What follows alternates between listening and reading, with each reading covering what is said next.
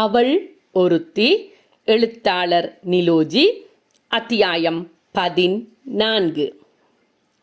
சங்கீதனும் ஆரத்தியும் பேசியதை அமைதியாக கேட்டுக்கொண்டிருந்த தேன்மொழி, என்ன சங்கீத், நீயும் ஆரம்பிச்சிட்டியா? என்னால முடியல. 2 பேருண்ட கனவும் எங்க போய் நிக்க போதண்டு தெரியல. ஊருக்கு வாரீங்க தானே, எங்கட பாட்டிட்ட கேட்டா கதை கதையா சொல்லுவா. பாட்டி கைரேகை கிரகபலன் பற்றியெல்லாம் சொல்லுவா என்றாள் தேன்மொழி. தேன், எனக்கு பாட்டி இல்லை. வயதானவர்களின் தோற்றமும் அவர்களின் பேச்சும் எனக்கு மிகவும் பிடிக்கும் என்றாள் ஆரத்தி தன்னை மறந்தவளாக. எங்கட பாட்டிக்கு 97 வயதாகுது. ஆனால் இப்ப கேட்டாலும் மறக்காம எல்லாமே சொல்லுவா. சுவாரஸ்யமாக கேட்டு மகிழலாம் என்றாள் தேன்மொழி. சரிடா, நான் அப்பாவிடம் சொல்லிவிட்டு வருகிறேன். நான் வாரது திருவிழா பார்க்க இல்ல, தேனோட பாட்டிய பார்க்கத்தான் என்றாள் ஆரத்தி. வளமை போலவே வகுப்பறைக்குள் வந்ததும் தத்தமது இடங்களில் போய் அமர்ந்தனர். சாதாரணமாக பேசி சிரித்துக் கொண்டிருந்த மாணவர்கள் திடீரென அமைதியாகினர். திரும்பவும் என்ன ஆயிற்றோ என ஆரத்தி யோசனையுடன் நிமிர்ந்து பார்த்த போதுதான் வகுப்பறையின் அமைதிக்கு காரணம் தமிழாசிரியர் சின்னத்தம்பி அவர்கள் என்பது தெரிய வந்தது. ஆசிரியருக்கு மாணவர்கள் ஒன்றாக சேர்ந்து வணக்கம் கூறியதும் பதிலுக்கு வணக்கம் கூறி மாணவர்களை அமரச் செய்த ஆசிரியர் சீத்தலை சாத்தனார் இயற்றிய 50 காப்பியங்களில் ஒன்றான மணிமேகலை என்கிற காப்பியத்தை குறித்த விடயங்களை கூறி விளக்கம் கொடுத்தார். மணிமேகலை அவளது முற்புறப்பில் இலக்குமியாக இருந்தபோது சாது சக்கர முனிவருக்கு கொடுத்த உணவின் பலனாகத்தான் அவளுக்கு அடுத்த பிறப்பினில் மற்றவர்களின் பசிப்பிணியை போக்குவதற்கான அள்ள அள்ள குறையாத அமுத சுரபி என்கிற பாத்திரம் கிடைத்தது. எனவே நாம் ஒழுக்கமாக வாழ வேண்டும். அறம் நிறைந்த வாழ்வு எம்மை அடுத்த பிறப்பில் நிறைவாக வாழ வழி செய்யும் என்று கூறி அழகாக விளக்கினார். ஆசிரியர் விளக்கம் கொடுக்க மாணவர்கள் அமைதியாக கேட்டு மனதில் பதித்து கொண்டனர். ஐயா, அப்படி என்றால் மறுபிறப்பு என்பது உண்மையா என்று கேட்டான் சங்கீதன். ஓம் சங்கீதன், எமது உயிர் உடலை மட்டும்தான் விட்டு வெளியேறுகிறது. ஆன்மா அழிவில்லாதது.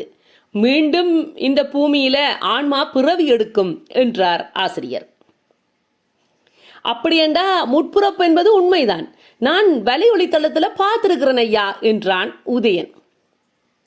எமது சைவ சமய அடிப்படையில் எமது கர்ம வினைகளின்படிதான் எமது அடுத்த பிறப்பு என்னவாக பிறப்பது, எப்படி பிறப்பது, எங்கே பிறப்பது என்பதெல்லாம் அமையும். இந்து பௌத்த மதங்கள் மறுபிறப்பினை அடிப்படை கொள்கைகளாக கொண்டிருக்கிறது. மறுபிறப்பினில் நம்பிக்கை இல்லை என்றால் கூட நாம் ஒழுக்கமாக வாழ வேண்டும். இல்லை என்றால் நாங்கள் பல நோய்களுக்கும் சட்ட சிக்கல்களுக்கும் ஆளாக வேண்டி வரும். நமது சந்ததியினரையே தலைகுனிந்து வாழும்படி செய்துவிடும். ஒழுக்கம் விழுப்பம் தரலான், ஒழுக்கம் உயிரினும் ஓம்பப்படும் என்று வள்ளுவர் அழகாக எடுத்து கூறியுள்ளார். ஒருவருக்கு உயர்வையும் சிறப்பையும் தருகின்ற ஒழுக்கமானது உயிரை விட மேலானதாகும் என்றார் ஆசிரியர். ஆசிரியர் அவர்கள் அழகாக விளக்கம் கொடுத்து முடிக்கவும் பாடவேளை முடியவும் சரியாக இருந்தது. ஏற்கனவே குழப்பத்தில் இருந்த ஆரத்திக்கும் சங்கீதனுக்கும் இன்னமும் பல கேள்விகளை உருவாக்கிவிட்டிருந்தது அந்த பாடத்தின் நேரம். அடுத்தடுத்து பாடங்கள் நடைபெற்றாலும் அன்று முழுமையும் நேரம் கிடைக்கும் போதும் இடைவேளை நேரங்களிலும் மாணவர்களின் சிந்தனைகளும் பேச்சுக்களும் மறுபிறப்பு பற்றியதாகவே அமைந்தது. குழு குழுவாக சேர்ந்து தாம் கேள்விப்பட்ட மறுபிறப்பு கதைகள், வலையொலி தளத்தில் வலம் வந்து கொண்டிருக்கும் காணொளிகளின் பார்த்த விடயங்கள் என எல்லாவற்றையும் கலந்து பேசினர். சமய கொள்கையின் நம்பிக்கைகளின் அடிப்படையில் மாறுபட்ட கருத்துக்கள் வெளிவர அது குறித்து விவாதங்கள் வளர்ந்தது. கருத்து மோதல்களாகி நட்புகள் சில முடிவுக்கு வந்தன. அதனால் மனச்சங்கடங்கள் உருவாகி வகுப்பறையில் அமைதி குலைந்தது. குணாளன் எழுந்து சக மாணவர்களை சமாதானப்படுத்தி அமைதியாக்கிய பின் பேச ஆரம்பித்தான். ஆசிரியர், நாங்கள் இப்படி சண்டை பிடிக்க வேணுமெண்டா மணிமேகலை காப்பியத்தை படிப்பிச்சவர் எங்களுக்கு. நாங்க ஒழுக்கமாக வாழ வேண்டும் என்று தானே சொன்னவர். எப்பவும் பொதுவான இடங்களில நாங்கள் சாதி, மதம், இனம், மொழி, அரசியல், சினிமா, நாடு என்று கதைச்சா நிச்சயமாக மனங்கள் நோகடிக்கப்படும் என்று குணாளன் கூறி முடிக்க, உதயன் தானும் ஏதோ கதைக்க வேண்டும் என்பதற்காகவே, அப்ப நீ என்னதான் சொல்ல வாராய், சமயம் அரசியல் எல்லாம் தவறுண்டு தானே என்று கேட்டான். டேய், இப்ப என்னடா சொன்னவன் குணாளன், பொது இடங்களில தவித்துக் கொள்வது நல்லதென்று தானே, அதுதான் நண்பர்களாக எம்மை கடைசி வரையும் வச்சிருக்குமெண்டவன் என்றான் கண்ணன்.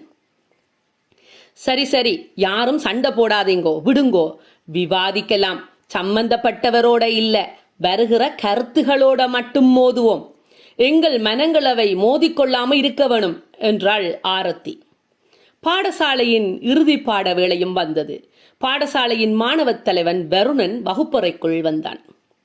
அமைதியாயிருங்கோ, பக்கத்துல மாணவர்களுக்கு ஆசிரியர்கள் படிப்பிக்கிற இல்லையா, நீங்க எல்லாரும் நூலகம் துப்புரவு செய்யும் பணியிடத்துக்கு செல்லுங்கள், அங்கே போய் கொஞ்சம் சிரமதானம் செய்யுங்கோ, நூலகத்துல எரிஞ்சு போன நூல்களை எல்லாம் பிரிச்சு பாதுகாக்க வேணும், அவற்றை செய்வதற்கு உங்களோட ஒத்துழைப்பு தேவைப்படுகிறது என்றான்.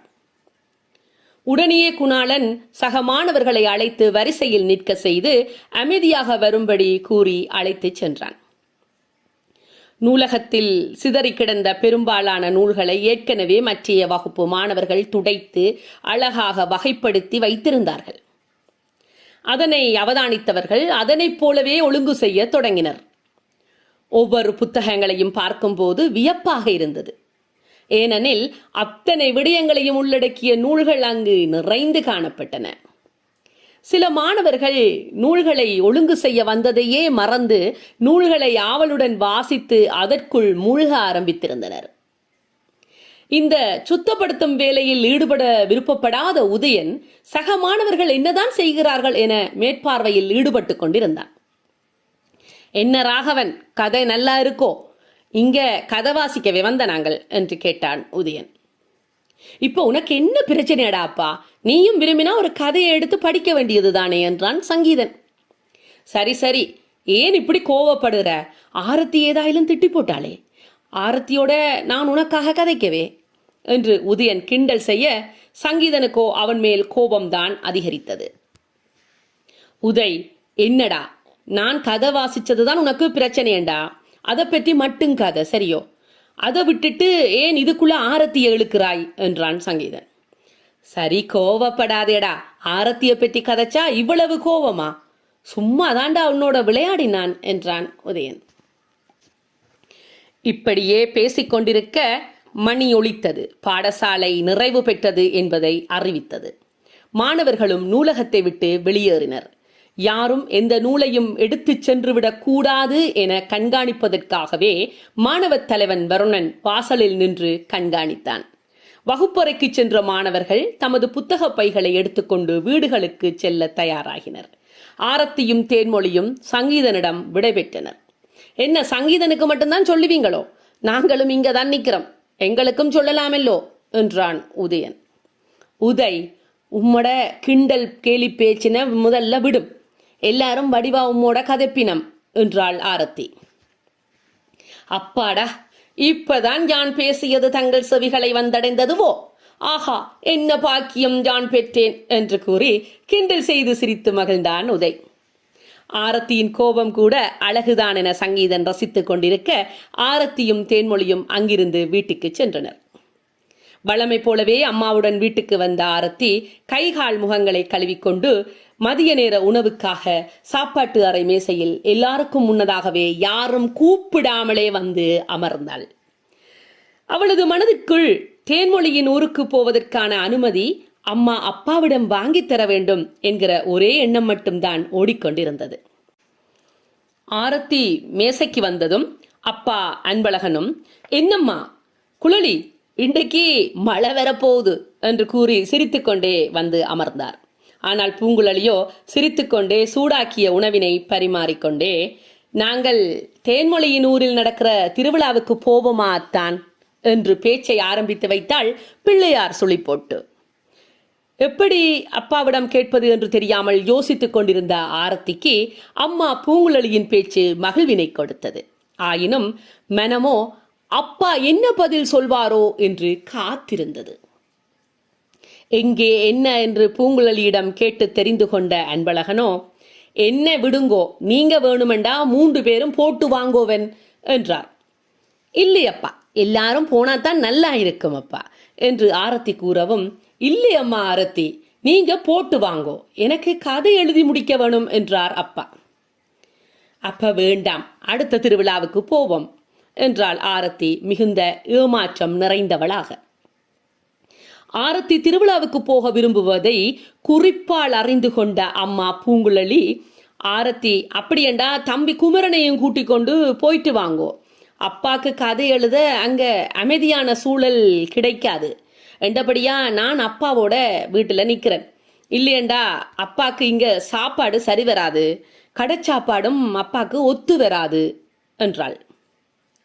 எல்லாவற்றையும் அமைதியாக கேட்டுக்கொண்டிருந்த குமரன், ஐயோடா சாமி, நான் இந்த விளையாட்டுக்கு வரையில, என்னால முடியாதம்மா, எனக்கு அங்க சாப்பிடவே முடியாது, ஆடு மாடு சாப்பிட்றதுக்கென்று கடவுள் படைச்சது எல்லாம் திருவிழா முடியும் வரை மட்டும் அதையே சாப்பிடுவார்கள், என்னால முடியாதுடா சாமி, என்னால முடியாது, அக்கா வேணுமெண்டா போகட்டும், என்ன தயவு செய்து போக சொல்லிடாதேங்க அம்மா என்றான்.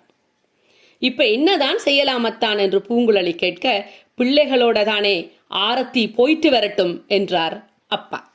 நன்றி.